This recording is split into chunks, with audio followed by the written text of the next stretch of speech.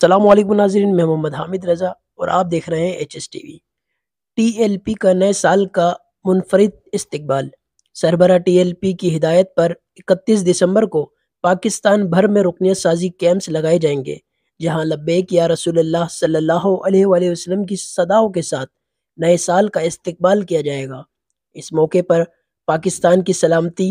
اور ترقی اور فلسطین کی آزادی کے لیے خصوصی دعائیں کی جائیں گی، اور اسی مناسبت سے 31 دسمبر شام 6 بجے ٹی ایل پی کا مرکز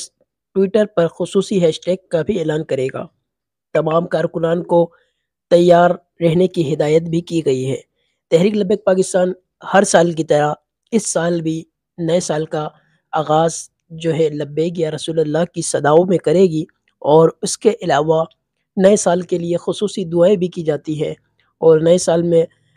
فلسطین کا جو معاملہ ہے، فلسطین کی آزادی کے لیے خصوصی دعائیں کی جائیں گی،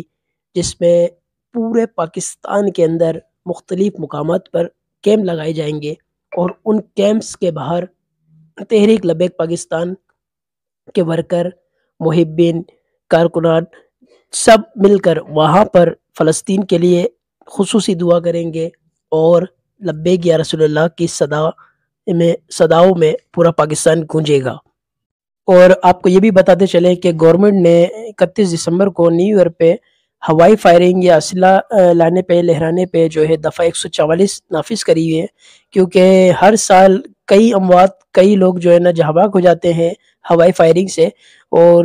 اس لیے گورنمنٹ نے جو ہے نا دفعہ 144 یہ نافذ کر دی ہے۔